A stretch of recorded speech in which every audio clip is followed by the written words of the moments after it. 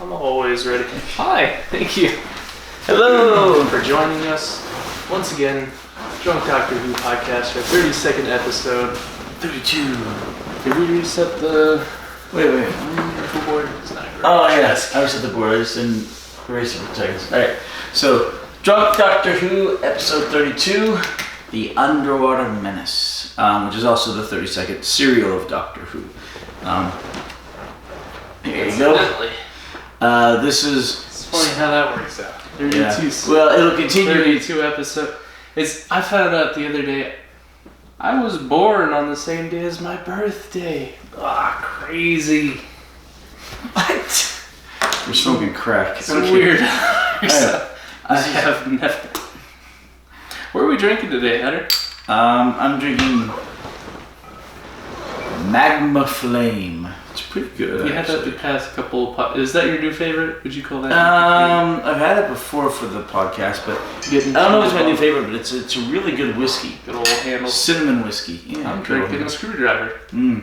Smirnoff Ice with the orange juice screwdriver. It's good. Try it.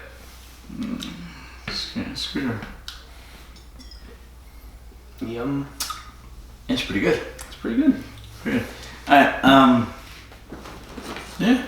All right. Anyway, so this is the very first time we actually get to see the second Doctor live, because the first serial, the Daleks, was animated, and the second one is still missing, the Highlanders. So this is his third serial, and episodes 1 and 4 are actually still missing. So they are reconstructed here, and this is actually an official release, not a normal loose cannon reconstruction. And this is the first official reconstruction that we've encountered. We hit 2 milestones in the same serial. The first live action of Troughton. And the first official reconstruction. Which kind of sucks in some ways, but it's kind of better in other ways. Well, they don't have as many pictures, and they don't explain things the way the unofficial loose cannon reconstructions do. So something would happen off camera, and ituld be like, this so-and-so is doing this, and then have the captions. This doesn't do that. So when Paulie's talking about the post 1970s, 1965 1968 Olympics, Olympics thing. Olympics, yeah. She pointed to it, and they're like, and you had no idea what was going on. It's kind of hard to follow, but at least it comes with captions, so you can right. hear what they're saying. Subtitles. Subtitles are good, and I will take official reconstructions over unofficial reconstructions, and then I'll take animations, and then I'll take the real thing. But I'll take whatever highest level I can get. That way it comes as a package deal. It's official. It's official. So that means all the loose cannons are non-canon? Well, no. The stories are still canon because they're actual Doctor Who stories. It's just they're not as official as this in terms of the reconstruction. The visuals are canon. They are canon because... Wait, they're canon because they're telesnaps of the actual show. I can't set my drinks here as well as... As well, because it's not angled. It's at a weird angle now. I'm afraid maybe we'll put a little table here or something. Wait, we got this coffee table right here. Great idea. It's so far away. What? They're opposed to... You gotta put that grunt in it when you...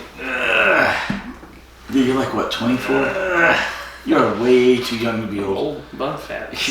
I'm 51. My birthday was Thursday, so... You're in good shape. Happy birthday to me. Happy birthday, Hatter. Thank you. Happy birthday. Happy birthday. I'm 51 now. Alright, anyway. Old. Wonderful excuse to drink. Alright, anyway. So you're like 2 of me. I'm like, what? Well, age-wise, yeah. Alright. So, The Underwater Menace is this serial. And it ran 4 episodes from January 14th, 1967 to February 4th, 1967. The companions were Ben, Polly, and Jamie, as it will be for a while. And the antagonist was Zavroff. Atlantis. Atlantis. That should be an I. Oh. Alright, so, anyway. The cult of Atlantis. It's not a cult per se. It's a religion. They tried to sacrifice people, and they have fish people slaves. Not great people. It's true. Okay. So anyway, this takes place in Atlantis. Apparently, it's approximately 1970. We never get an actual date officially. Well, they said that Zavarov went missing 20 years prior. Well, the doctor says 20 years. It's probably a rounded off figure. It's like 20-ish years past the events of World War II. So Zavarov is an old German scientist who disappears after the end of World War II. The East thinks that the West kidnapped him. The West thinks that the East kidnapped him. And he actually found Atlantis, the lost continent of Atlantis, underwater. And he promised them he would raise Atlantis from underwater. Because apparently it went underwater during the floods. Or the flood, which I would assume is Noah's flood. Yeah, Noah's flood. But, so anyway, he's gone mad. What do they say, mad as a hatter? Yep, he's gone mad. He's basically... Too much mercury. Yeah, too much mercury. He basically wants to drain the water out of the ocean so that it goes to the magma core. Do we know which ocean that is? Which sea? Well, he said west Atlantic? Of Gibraltar, south of the Azores. So we're looking in the Atlantic, like just outside the Mediterranean. So yeah, Atlantic. It's a lot of water to drain. A lot of water to drain. Yeah. So he wants to drain the Atlantic Ocean in order to raise Atlantis, but by doing that, he will crack the crust of the Earth and probably destroy all of mankind, blowing up the Earth. So, which is his intention, oddly. Yeah, he's a mad scientist. He thinks that's the greatest achievement you can have as a scientist, is to end all of mankind. Because it's an achievement or something. People do anything for achievements. Yeah. Put it on the video games. Spend 900 hours in this game. Oh, it's an achievement. I gotta spend 900 hours in this game. Anyway, so he's going around the bend. He's just gone. You can see it in his eyes. Yeah. So the Dr. Ben, Polly, and Jamie show up on the top island of Atlantis. And they get captured one by one. We don't really know how. Well, yeah, because it's kind of hard to find. Right, because the first episode of Reconstruction and the fourth episode of Reconstruction aren't as good as the loose cannon instructions. But so they're all captured. They get put in an elevator, which then goes all the way down to Atlantis, and they're going to be sacrificed to, what was the name of the god? Amdo. They're going to be eaten by sharks. Yeah, they put them on, they tie them up and they put them on these planks so they can lift and...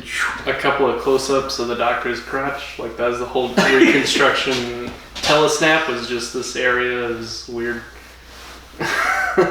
Okay, but at least we got to see the second Doctor for the first time. We did, live action. Yeah, and he's like, all his interesting facial expressions. Yeah, he's got the haircut of Moe from the Three Stooges, and he looks a lot more animated than the first Doctor, who was very... I think he's hilarious. He is hilarious. He dresses up like a pirate or a sailor at one point. He loves outfits. He does. He loves dressing up. His recorder. How do I look? Yeah, his recorder, the outfits, disguises. Yeah. Hats. Big on hats. Big on hats.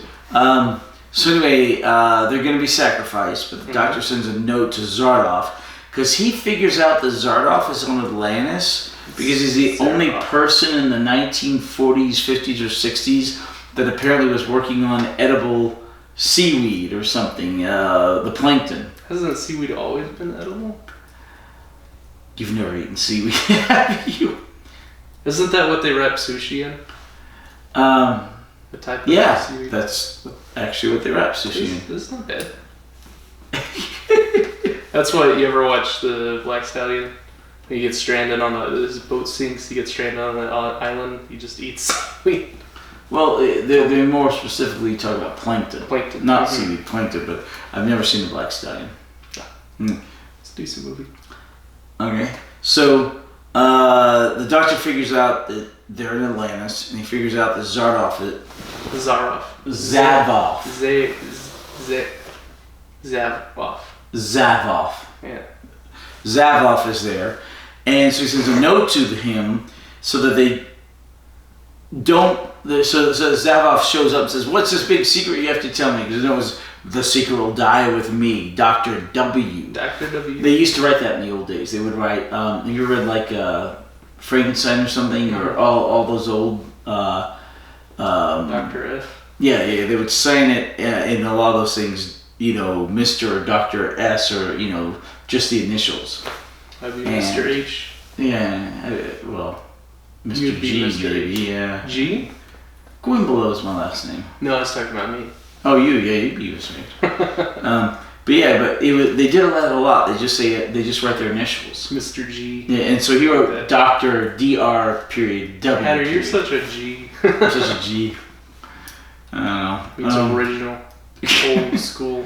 No, Mr. G. Gangster. Literally, Mr. G is what they call my father. They do.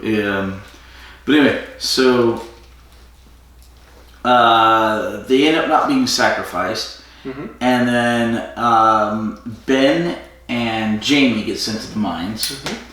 Polly is going to be turned into a fish person because apparently Atlantis requires people with gills, fish people, to get their plankton.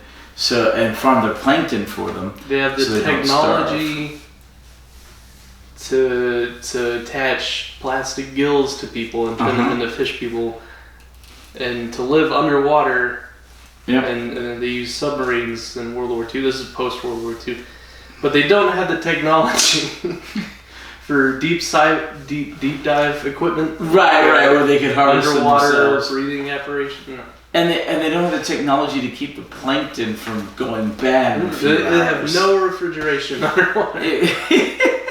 It's a pretty ridiculous cereal overall. Okay, and the costumes. You were talking about the costumes. The costumes were so absurd. So, all right, Doctor Who as a show, great sets, usually great wardrobe, great costumes, great outfits. Yeah, this was not one of those. They have this nice budget from the BBC. They build these really elaborate sets and costumes and reconstructions. But this one, the outfits were just so absurd. They had these weird hats with these like PVC tubing coming off of it. Well, and these like the fish heads and the big bug-eyed fish heads. And during the reconstruction, they had this this Triton, this like pitchfork-looking thing that just Trident. It means tri is 3, so there's 3 prongs. Trident. Dent. Is it dented? No, the dent is the prongs. What's a Triton? Titan. I don't know. No. Okay. Trident. They had this weird cardboard-looking, really low-budget set Trident. But then they fixed that later on because as episodes 2, 3, and 4 had actual tridents. They looked like at least metallic, or they're rounded. They look much better than this one they used in the first episode, which just looked like this cardboard cutout. It was pretty awful. Well, maybe because it was the reconstruction, we didn't get a good view of it. Yeah. It just looked flat. but anyway, so absurd wardrobe in this. Jamie and Ben are taken to the mines. Polly's going to be turned into a fish person. The doctor convinces Zavoff that he's a brilliant scientific mind, and he should utilize the doctor to help him complete his project. But it turns out his project, once again, is to destroy the world. I have a question. Okay. How does Zavoff and the doctor know each other? They don't. Or know of each other? Okay. Zavoff doesn't know of the doctor, but the doctor knows of Zavoff because the doctor is nearly omniscient when it comes to knowledge of Earth. He's hyper knowledgeable as well as hyper competent, and hyper able. So he knows of Zavoff. And that's how he surmises Zavoff has to be there, because of the plankton, and he's the only one who figured out how to make the plankton edible. Zavoff didn't know who Doctor Who was. Who the doctor was. Right. It's not Doctor Who, it's the doctor. Dr. W. Yeah, he writes that, but it's not Doctor Who, it's the doctor. What does the W stand for? Nobody knows. Ooh. No. Nobody knows. Doctor Who? Exactly. No. It's not Doctor Who. It's the Doctor. Can you talk about how your chair over here is like balding? It's just like stripped of its leather. Right. All the little black bits are going, and it's all falling apart. I've never seen that before. How old is your chair? I don't know, 7 years? 7? That's maybe 8. I don't know. Chairs do that. Eventually, Do you have an acidic bottom? I've heard of this person that had like acidic sweat, and he was an IT person, and he just type away on his computer all day, and his acidic sweat would just like start to melt his keyboard, and it would... Some people have that, and there's some people who can't help. They always sweat. Maybe it's a condition, but maybe they that's always what you're sweat. doing to your chair. No, that just happens naturally by I'm wear. saying maybe you put a fan right here, your chair will thank you. No, that happens by wear. Anyway, it's like this. This stuff will wear out eventually. Okay, so anyway, Ben and Jamie meet up with, what are their names? Jacko and Sean, the miners. Yeah, Jacko and Sean. They meet up with them, and Sean is Asian. I wrote the names down so you wouldn't get mad. Yeah. Sean is Asian, and Jack is Irish, right? I think so. Yeah. I don't know if it's Asian. So, They're of questionable ethnicity. It's hard. Well, no. Jack is very specifically Irish because he's got the gift of gab, you know. Yeah. So these are other miners in the mine. Who's Asian? I don't know. I thought Sean was. The blonde? No, he's not blonde. That's Jack. Oh. Jack's the tall Irish guy. Okay. Sean's the short, I don't know, dark skinned guy. I thought he was Korean or something, but I don't know. Maybe. I don't know. It's hard to tell. Yeah, it was hard to tell. Especially the reconstruction part. But okay. So eventually they meet them and they decide they're going to make a break for it. And apparently the break for it comes really quickly. Right away. Right away. He's like, how about now? Oh, right. Okay. Oh, yeah. So they do this Three Stooges repositioning, sneaking around the officer, sneaking off. Kind of, yeah. Misdirection. Right. So, yeah, they set it up where they're going to go one at a time into this passage that Jack had found recently, and they go into the passage, and there's no going back because they're going to be shot if they go back because they're deserters. And they go down the passage, and Jamie ends up falling off a ledge. Has to be helped up by Ben and... what's his name? Jacko? No, Sean. Jacko, on the other hand, and once Jamie and Ben and Sean get back there, find, because they have a fork, they find the passage that goes to the back side of the face of, what's the name of the god? Amdo. So they find the back side of this face of the god inside the temple, Amdo. As his mouthpiece. And yeah, there's a whole setup where somebody can talk into a sort of mouthpiece thing, and it's projected out as the god talking. Is that Zavoth that did that to Amdo? Was he, speaking to the Atlanteans? Who did that? No. Somebody way back the heck when must have done that. Okay. And everybody forgot about it, and it died with somebody, and then it was found again by these guys. Okay. So, so we have this high priest, Ramo. Well, he's the priest. He's not the high priest. He's a priest. Yeah. The high priest is just above him. Right. Lalo or something, or something like that. Lolan. Yeah. Okay. So Lolan's the high priest. You have Ramo, who's just a priest, right, who's officiating this sacrifice. But what's the name of the king? Theon. Thos. Thous. Theos. Yeah. Thous is the king. Mm-hmm. Lolan, high priest. Lolan's the high priest, and then Reno's right below him. So we have Ramo. Never mind, that's later. Let's continue. Okay. So the doctor manages to get away from Zavoff. Zavoff. After he helps Polly escape. Creates, what's that? You mix the two chemicals like bleach and makes the gas. I don't know. He smokes out. Damon. Damon, yeah. Damon's a scientist. He pours out the beaker and it makes all this smoke, and then Damon's choking on it. So the doctor just runs up. Oh my gosh, I feel like we're incredibly non-coherent. There's a lot of names, so it's hard to keep up. A lot of names. A lot of characters. So the doctor helps Polly get away with the help of Ava. What's your name? Ara. A-R-A. Yeah. So Doctor, there's sort of a not a handmaid, sort of a general some maid. Atlantean lady. Yeah, Atlantean lady. Ara, who the Doctor, Ben, and Polly were kind to at one point, and Jamie were kind to at one point.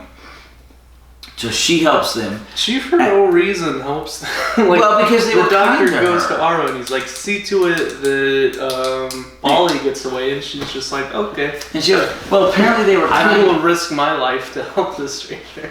They were kind to her in the first episode that we didn't see. Oh. Okay? And she says that in the second episode. Okay. So the doctor enlists Ara to help Polly escape. Well, the doctor turns off their electricity so they can't perform the operation. He snips a live wire with his electrical wire cutters, and he's fine. This is rubber handles. Rubber handles. Maybe. Oh, okay. Okay. So the doctor sabotages the operation. The maybe Time Lords are extra ground. They're electric proof or something. That's shown later to not be true. Conductive. Does the doctor ever get electrocuted? Right.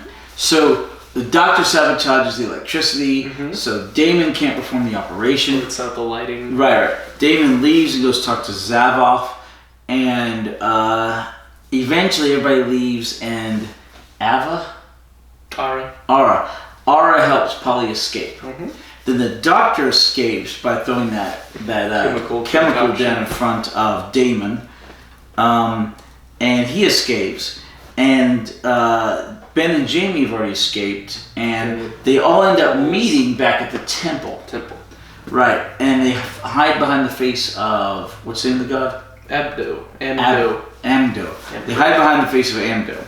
Well, two of them are. Well, Polly's in the temple with Ara. Ara takes off. Polly hears commotion, people coming, so she goes to hide. The commotion was the doctor who talked to Ramo and convinced him that Zavoff is evil. Well, no, Ramo already knew that intuitively. He was already distrustful. So the doctor convinced Ramo to let him talk to Thaus.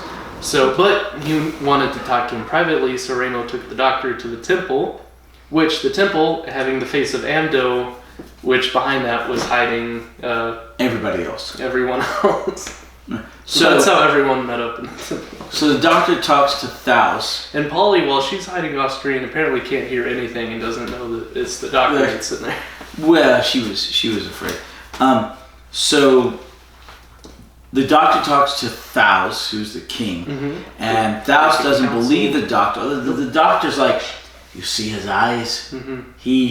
There's nothing there. He's crazy. Well, you knock, nobody the answers. The doctor has very crazy eyes himself. Something about Troutman is just so intense. He looks, I don't know. He looks crazier than Zavoff. Well, he sometimes, but not usually. All right. So anyway, the doctor does not convince Thaus, but he sows a seed of doubt in his mind.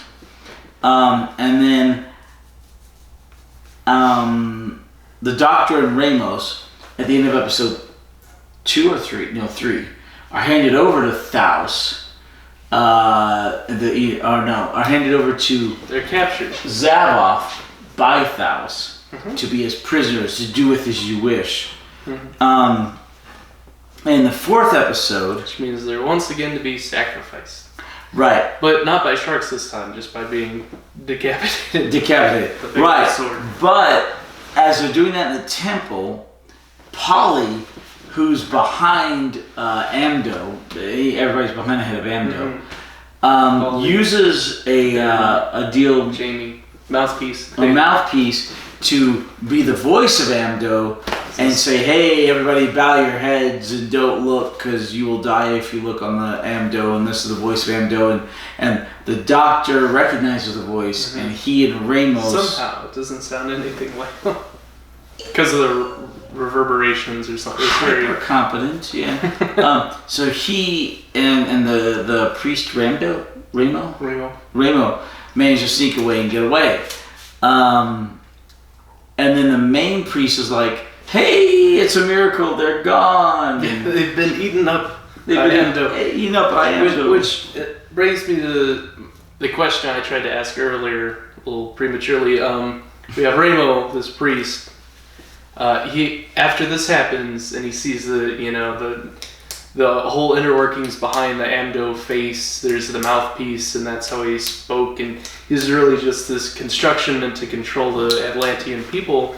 He has this existential crisis of Amdo's not real. It's just means to control the Atlantean people. Right. I never once guessed the secret of Amdo. Yeah, no one ever understood. And then from there, he turns around in the next scene and just pretends like it never happened, and he's still super devout to Amdo.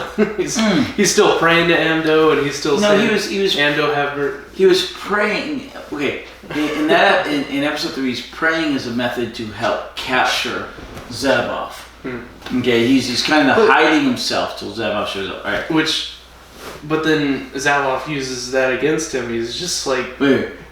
And we're getting ahead of ourselves. Yeah. We're getting ahead. Okay. But still, I feel like Ramo, they're developing his character, and he goes from this existential crisis of all I believed in isn't real, and then he's just like, it's still real. No. Okay. They never fully resolve that because so much other stuff happens. If it was 6 episodes, they probably would have fully resolved it, but it's only 4. But I think he, at that point, says, well, this is fake, but Amdo's real. Okay. And I think he accepts Amdo while understanding that particular thing was a myth of control. They later on kind of resolve it at the end of episode 4, but we'll get there. Yeah, we'll get there. Anyway, so the doctor decides the only way to stop everything, because Zeboff is going to destroy the world, is to capture Zeboff.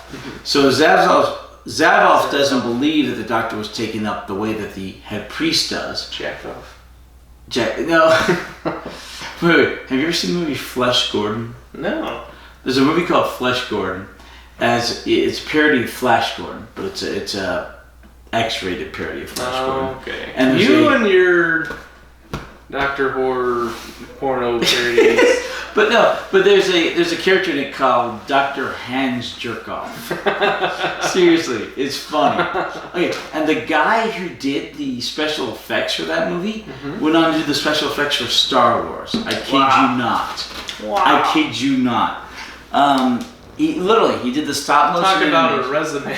Well, yeah, I did Flash Gordon. Here's my previous work. You're hired. It's actually good work. There's actually special effects. Okay, in the early 70s and mid 70s, porn actually had plot, and some of it I don't believe it. No, I'll show it to you. I don't want to see it. Some of it had plot, and some of it actually had production value and effects. Wow. And it was sort of a golden age of it, and it occasionally in modern times. What age of porn are we in now?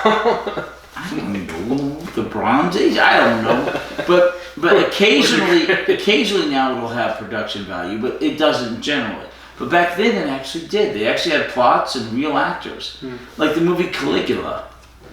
You ever seen that? No. Oh yeah, it was a movie produced by Penthouse magazine. Okay, and it had some orgy scenes. There was an R-rated version and an X-rated version, but it had Malcolm McDowell, Peter O'Toole, Dame Helen Mirren, and others. He's a tool. Huh? Peter, I hear he's a tool. No, Peter O'Toole's one of the best actors who ever lived. He's one of my favorites. And I'll show you The Ruling Class at some point, which I think is on the list. I think so. Yeah. Is that the super long movie? No, that's War and Peace. But War and Ruling Peace. Class is a good 2.5, 245. Ooh.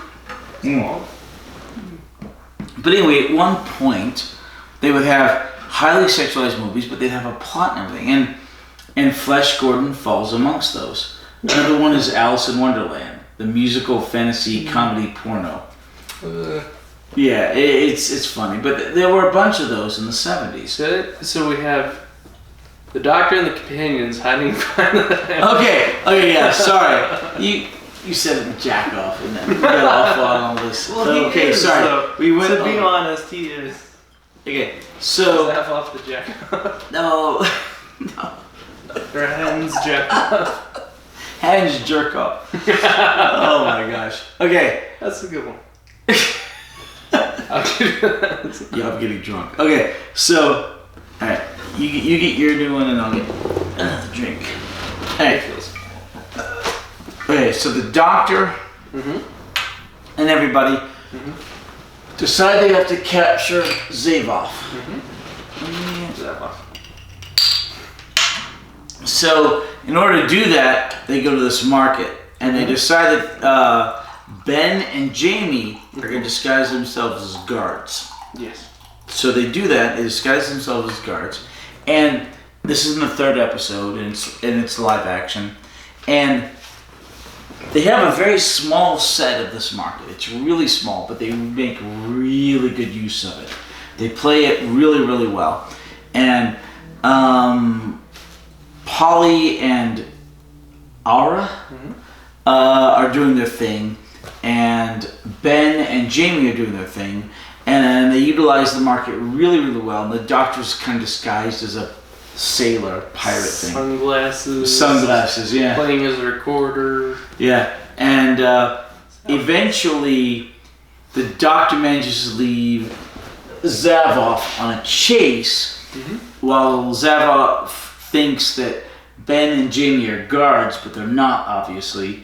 And Polly gets impaled by a trident while hiding under a rug. No. She's hiding under a rug, and they stab the rug, and they may break through the rug, but they don't puncture or pierce Polly. Because the old lady gets mad about her rugs being destroyed. Well, partly I guess it was a thick rug. But anyway, so yeah, Polly's almost stabbed. You don't know if she's okay or not until she says, yeah, I'm fine. But they capture Zavoff, and then Zavoff fakes a heart attack. I hated that. Zavoff fakes a heart attack. This is the worst part of the serial, right? This whole scene. It's like, tie him up. Even if he's faking, just tie him up. He's trying to destroy the world. They even say it. They're like, the Doctor goes, "Oh, it's a ruse," and then he No. Like, I think Jamie said it's a ruse. Somebody said it's a ruse. Yeah, but then they take a closer look. Like, right. So rather than leaving one of the young, strong men, even though they're kind of short, Jamie or Ben. Zavoff is like 6 foot tall, German scientist. They leave the old guy, Ramos. Raymond? Ramos? Ramo. They leave him and Polly. Yeah. So they run off, the Doctor, Jamie, and Ben, to go stop the explosion because Zavoff says it can happen without him. He's lying, of course. Yes. So they run off to the laboratory. And laboratory. That's what I said, laboratory. Laboratory. Either way is fine. That word goes both ways. It's a byword, yeah. Alright, so they leave Remo and Polly to watch over. Now, of course, turned out to just be useless. Yeah. So of course, Zavoff is faking it. And he manages to convince Ramo to help him, and of course... He takes advantage of Ramo's superstition and religion. He goes, "Oh, I must be redeemed in the eyes of Amdo. Have mercy on me. Help me. Stand me up so I can feel your goodness." And Ramo, for some reason, is just like, "Oh yeah, that makes sense. Okay, I'll help you out." Feel your goodness sounds like a... come online these days. It's super weird. It's a weird scene. So Ray was like, "Okay, it's a 60s. This will be good in the eyes of Ando. I'll help you up." And you realize this is more than 50 years ago, right? Yeah. I mean, well, the serial. 67 and 19. I mean, we're still trying to catch up to the 50-year mark on our show. Yeah. You're still in 9. Yeah, it's still more than 50 years ago. You didn't write down the date. Wait, what date? Oh, there it is. Yeah, it is. 1967. 67, and we're in 19. That's 52 years ago. I mean, we'll get there. We'll get to the point where we'll start catching up by decades. What's your point? The point was a long time ago, and that line sounds a lot more come on sexual today than it did They have a whole then. bunch of those, like they said queer in this episode, which well, yeah, but it means odd, weird. It means odd, it has strange. different, and gay had a different meaning back then. Meant happy, although so many things. by the 70s it was changing, but this is still the 60s. So things sounded different. Anyway, Rainbow's like, sure, I'll help you up, and Zavoff kills him. just starts choking him out, and Flat they're out struggling. murders him, And yeah. Polly's just standing there going, oh no, and she has these rocks and this big old pot, and anything she could hit him over the head with, and they're just deadlocked in this grip, and Zavo's choking him, and then they break, and then Zavos gets this, or Rainbow gets a spear, and of course Zavoff just takes it from him. And stabs him. And stabs him. And then eventually, kills him, murders him. Eventually Polly does something, she hits him over the head, but it doesn't do anything. She just kind of pounds him on the head, and Zavoff's like, hey. Yeah. Okay. So then he takes her captive, and this spear is just completely impaled Ramos off camera, but it's just straight up. standing erect. Another weird sounding word. So he takes Polly captive, and Ramos is there impaled on the floor. We think he's dead. Have you ever seen the movie, what's the name of it? Horrible movie with, it's got the Wolverine guy in it. Oh, Hugh Jackman. Yeah, Hugh Jackman. I like Hugh Jackman. Well, yeah, was it that comedy movie he did? Movie 42 or whatever? No. That was great, where he has the testicle neck. It was before that. Way before that. It was about him. Les Miserables. No. It wasn't that. It was way before that. It was, wait, what? Wait, let me finish the sentence. The Les Mis that you just... No, not Les Mis. No, this is a movie he did, called... oh my gosh, I can't remember. Wait, no, I'm thinking of someone else. Anyway. Qui-Gon Jinn. Who played him? Not Ewan McGregor, but Liam Neeson. Les Mis, yeah. No. Hugh Jackman was in this movie where he was a 17th or 18th century aristocrat, and he comes into modern day, which was the 90s at the time, right? Mm-hmm.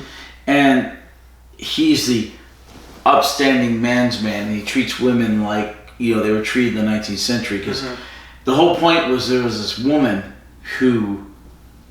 She was tired of modern men because she wanted to be treated like a lady. Here's the problem. She wanted to be an equal to men, but still be treated like a lady. So she wanted to be a man in the 20th or 21st century, but wanted to be treated like a 19th century lady or 18th century lady. So he came forward in time. He treats her like the lady and, stands up every time she enters the room, etc., etc., etc. Even compromises his values for her. It's all a lot of crap. She ends up going back with him at the time and becoming her own great grandmother or something. It's all a piece of crap. But there's a scene in that movie where another guy goes back in time and sees a man talking about the building he's just put up, right?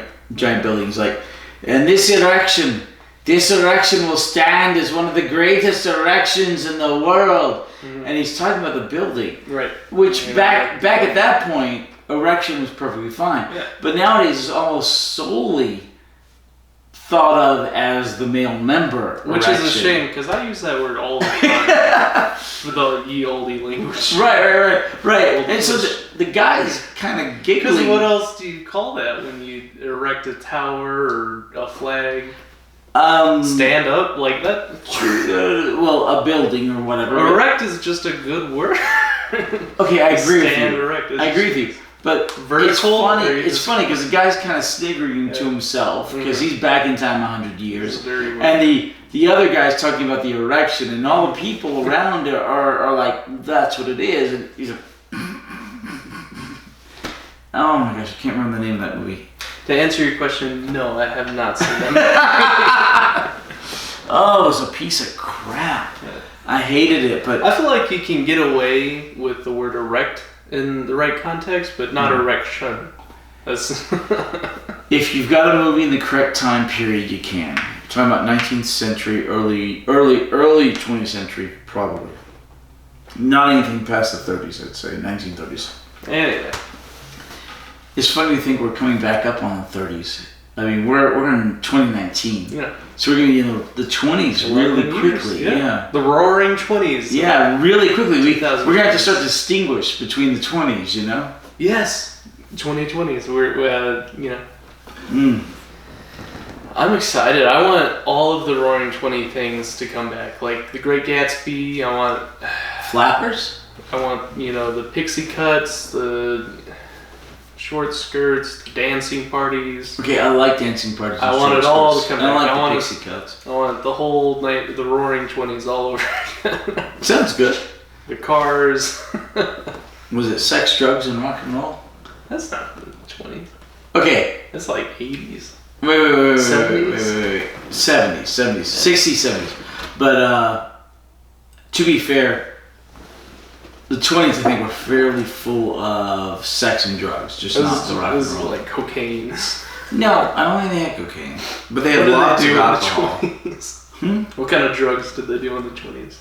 I don't know, alcohol and well, wait. To be fair, they had cocaine.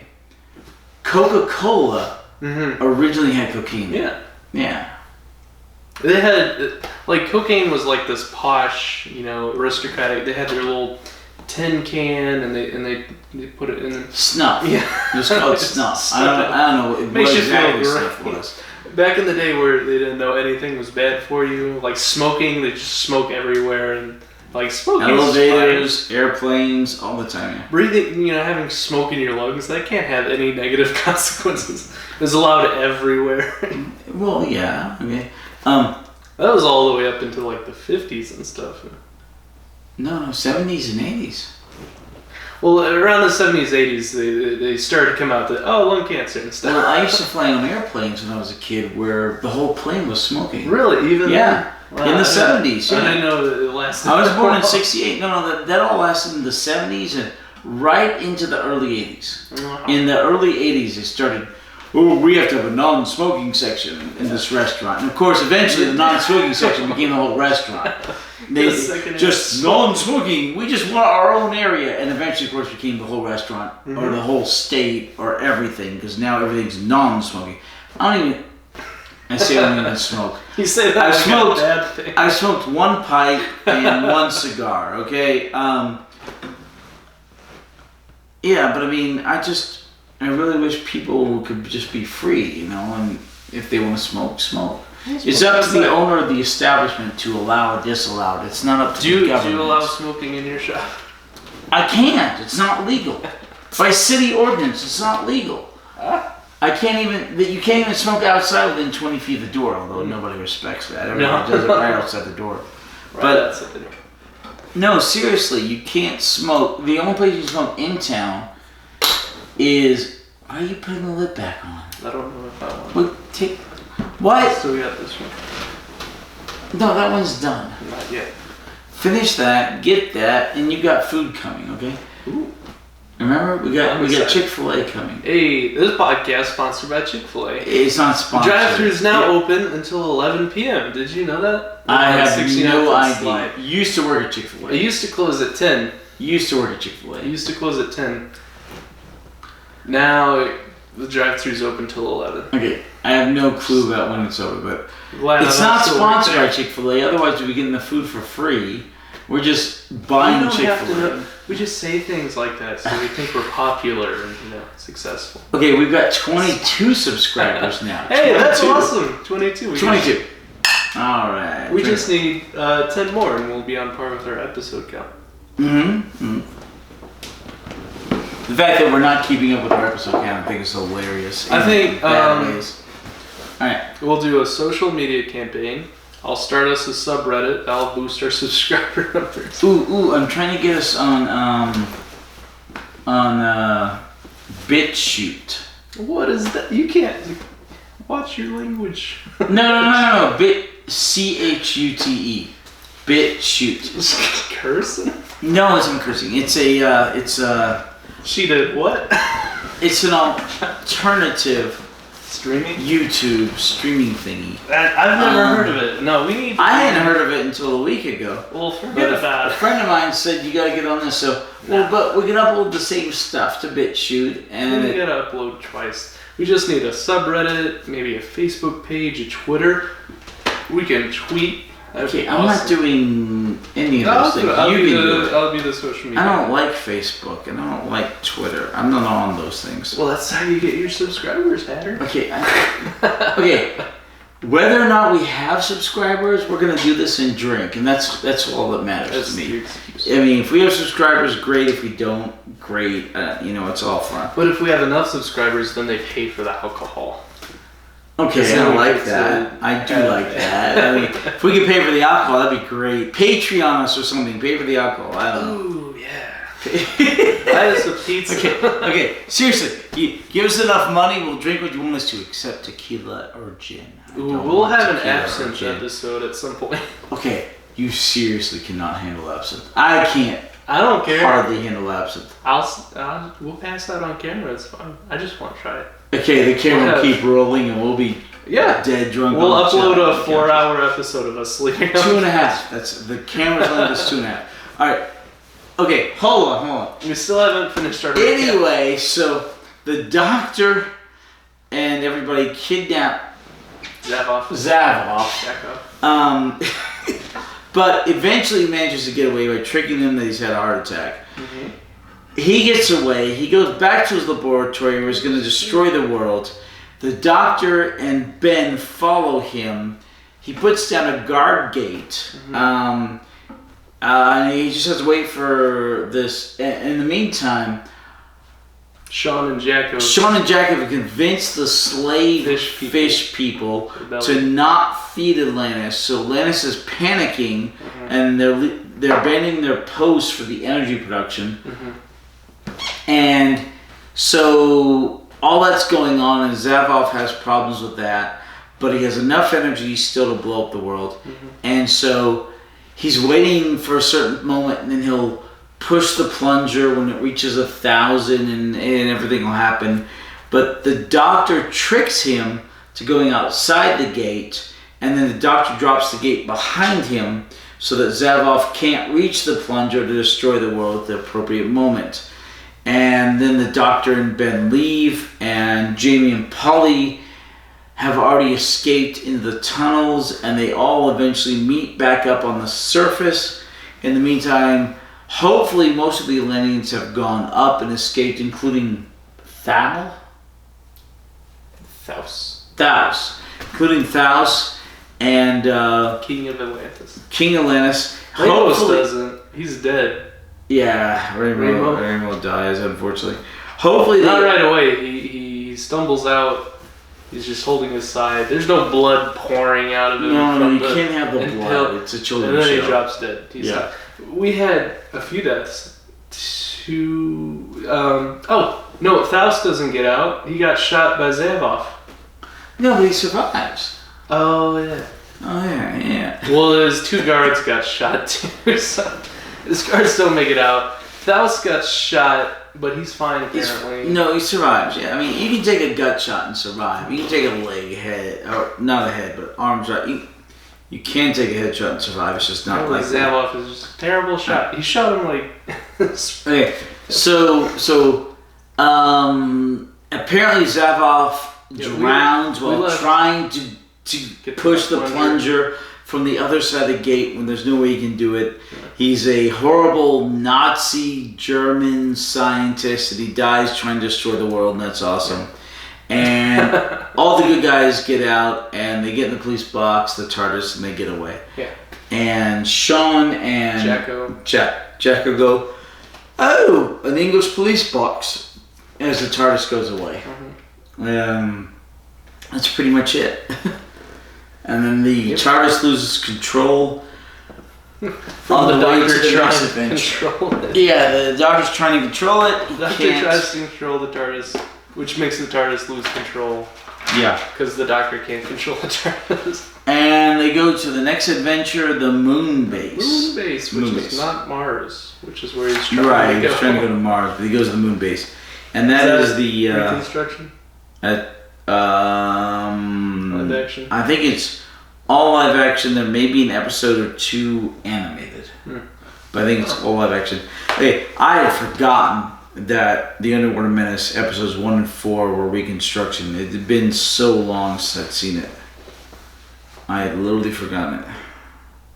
But anyway, so next the moon base. And how's your stroll down memory lane?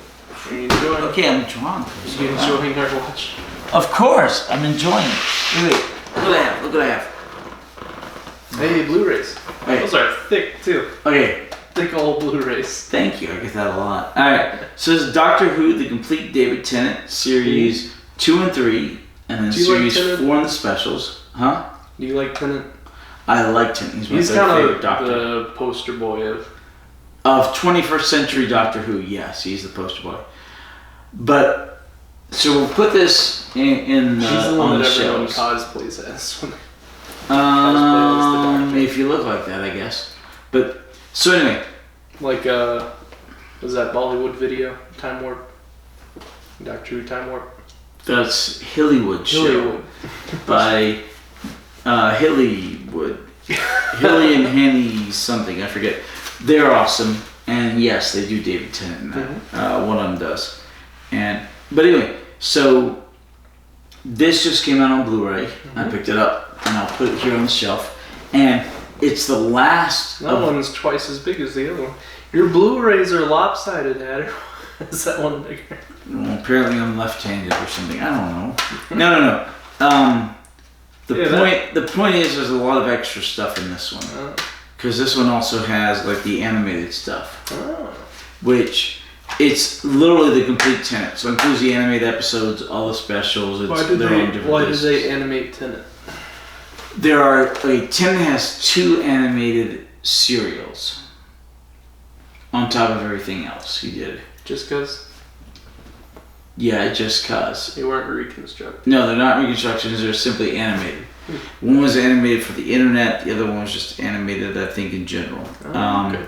But so, anyway, so this is the last of 21st century Doctor Who that was not on Blu-ray. So now all of 21st century Doctor Who is on Blu-ray. Well, there you go. Not counting all of the side stuff, just the main Doctor Who. Loose canon. No, not loose canon. I'm talking about Apocrypha. Torchwood. No, not Apocrypha. No, Torchwood, Sarah Jane Adventures, all that. Those are spin-offs. Spin-offs. That's the word I'm thinking. Not all the spin-offs are on Blu-ray. Most of them are, but not all of them. But this is the last of the Doctor Who that was not on Blu-ray. I take that back. It was not on Blu-ray in an easily accessible form because they had to previously put the Tenet out on Blu-ray in a big Tenet box set. There's a collector's edition that I didn't have. But this is the first one I could access. So, what do you think of my beard, Hatter? I don't think it's going well. This is after it's a little over a weekend. Okay, you've got to give it more time. Give it How a long month does or it two. take to grow? A month or two? Well, that's so long. How long does it take the average beard to grow? How long do you think this has been? I mean, this but yours is like, yours looks full after like a couple weeks. You're like this. Okay. But how long? Mine's just where it is now. I don't know. A few months.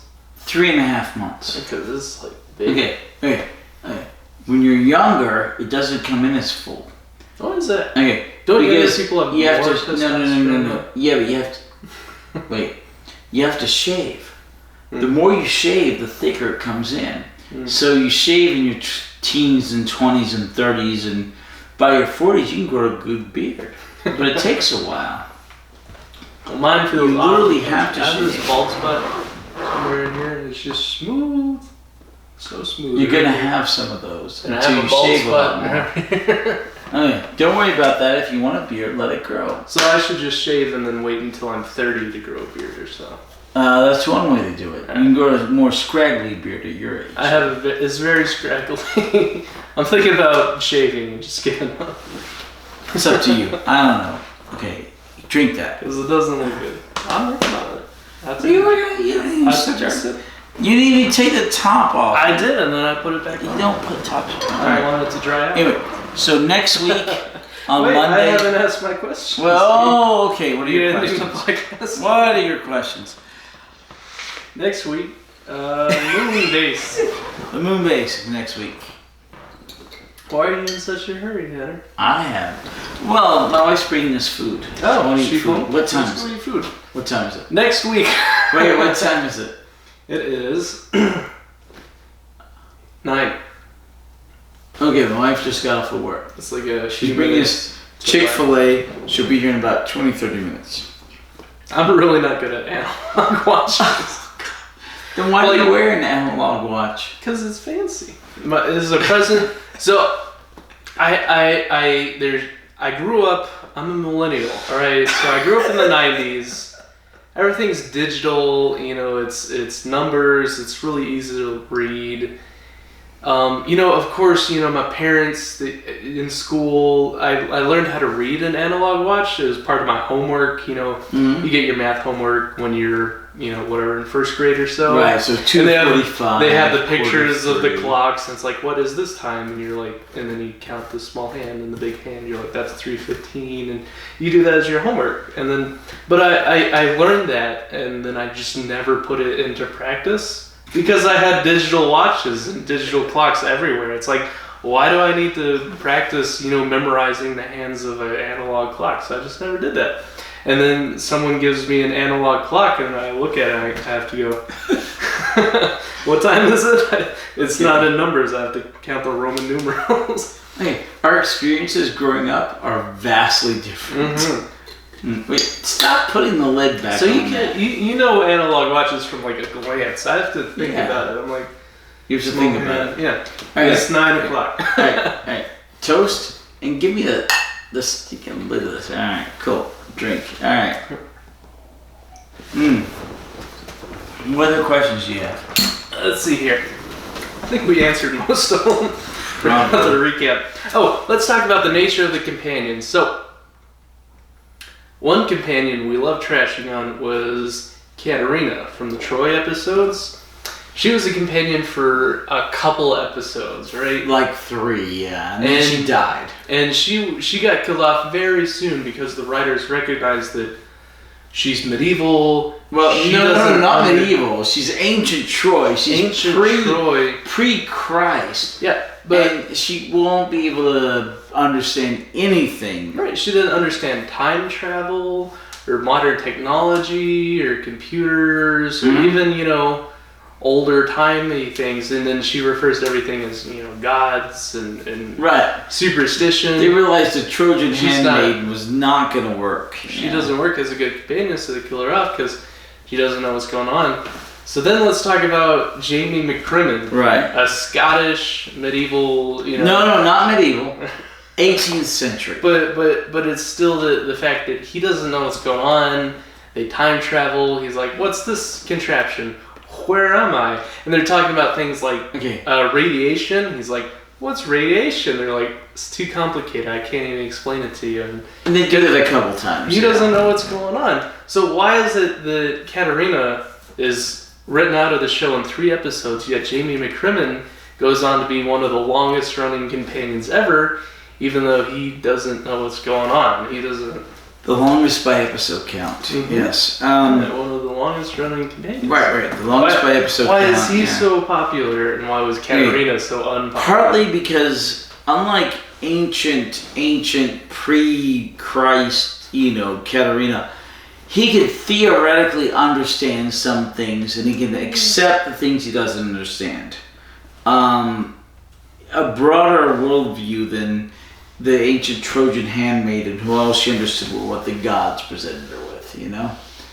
So Jamie could at least theoretically accept and understand what was going on, even if he did not know how it worked. In that same boat, Scottish people in the 1800s were super superstitious. They believed in fairies and stuff, and they had, Well, yeah, but I mean, they had a broader and more open mind than people 2,000 years earlier. I mean, I don't even know how far back in BC Troy was. 1,000, 1,200 BC? We're talking 3,000 years ago. Mm-hmm. Yeah. I just don't see that much of a difference because they both don't understand computers and science. Okay, but Jamie's of a much more understanding and accepting nature. Jamie's awesome. Love Jamie. He is probably second only to Sarah Jane Smith as a classic companion. He doesn't know. With maybe the Brigadier being third. He doesn't know what's going on. He understands better later on. Okay. You need to watch more of him. But don't you think Katarina would have understood better later on? No. They kept her on. No. Why is that? Because she was a handmaiden from like 1,000 BC. Okay. I don't see the difference. What? You don't see a 3,000 year difference there? Well, they still don't have any technology. Jamie at least saw some technology. What technology?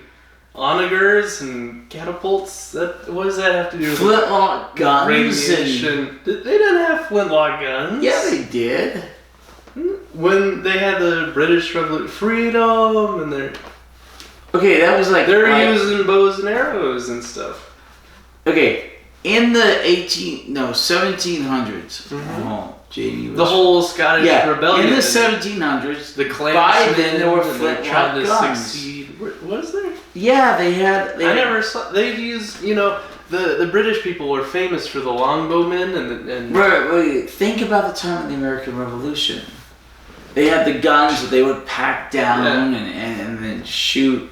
And I think was it blunderbusters? Yeah, 1700s they had, but wasn't the Scottish rebellion against the British Empire before that? It was before the. Yeah, it was 500 years before that. Yeah, they had flintlocks. No, not 500 years before that, but they had flintlocks by the time of Jamie McCrimmon. They had cannons, they had all that kind of stuff.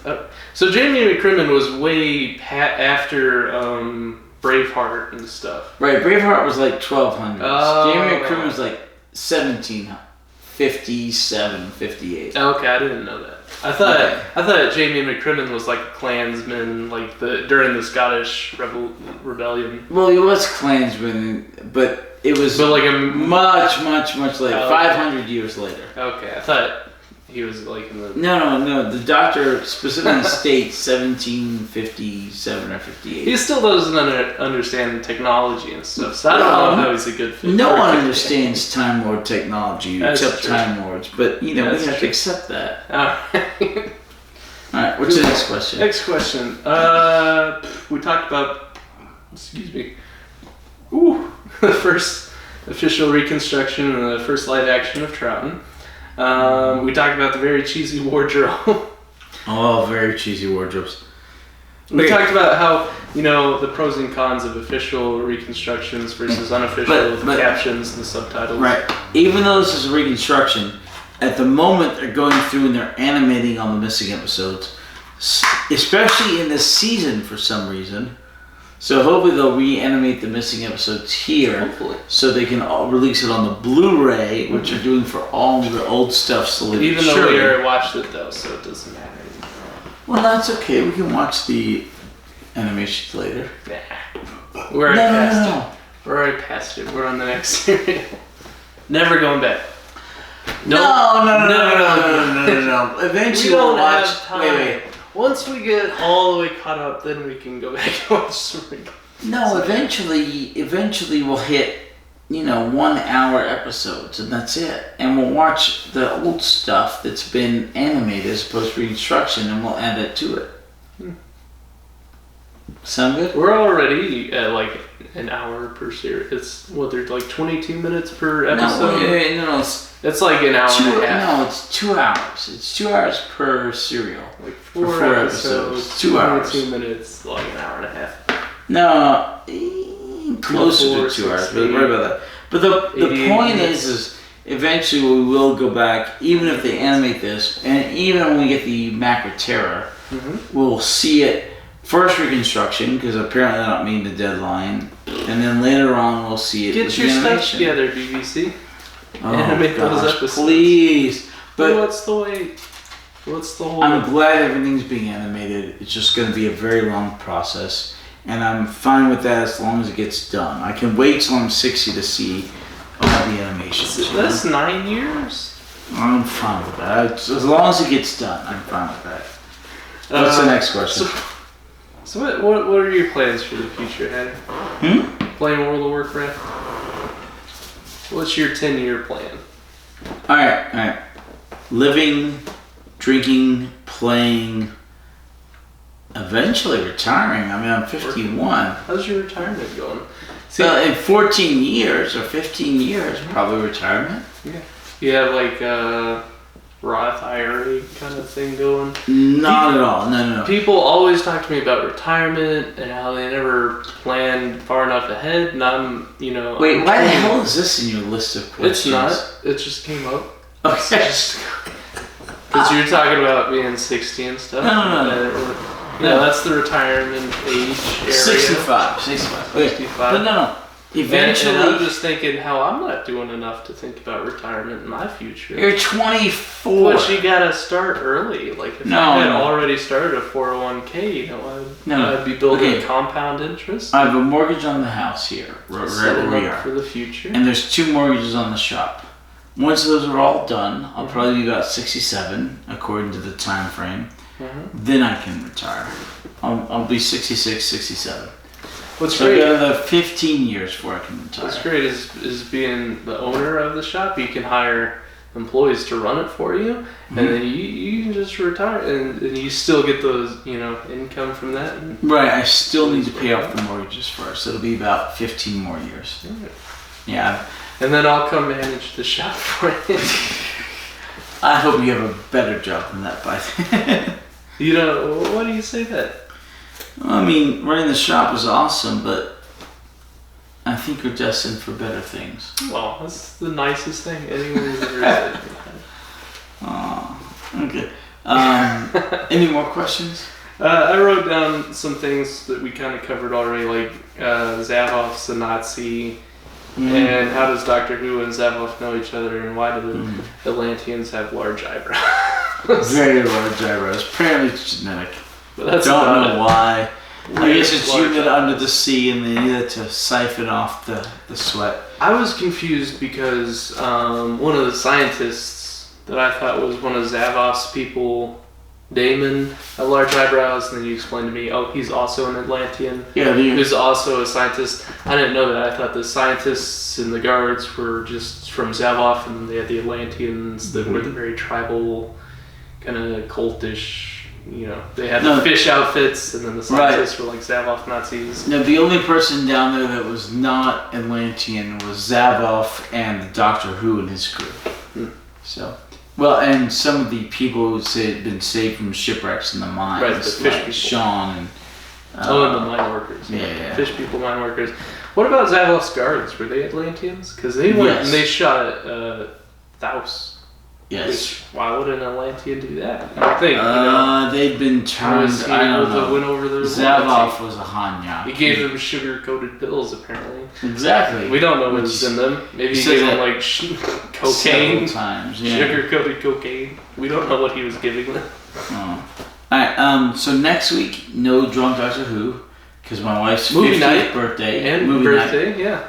Blazing Saddles. Blazing Saddles. Yes. And then 2 weeks from today, hopefully we'll get back to everything with, what was it? Coming to social media near you, Drunk Doctor Who fan pages, subreddits, Facebook pages, Twitters. Follow us on Twitter. Don't forget to follow us on Twitter. No, Reddit us. YouTube. Like us on Facebook. Subscribe, like, comment, hopefully share. BitChute. What are you talking about? I don't even know. Why do you keep cursing? I don't. I'm not cursing. Who did she shoot? Shoot. Shot what? CHUTE. What's she shooting? Bit shoot is in the place where the bits go. Who shot what? Who shot JR? I don't know. Bitcoin. All right. We'll see you in a couple weeks. All right, see you in a Bye couple bye. weeks. Thank you again, boys, for joining us. Thank you. You're all we have.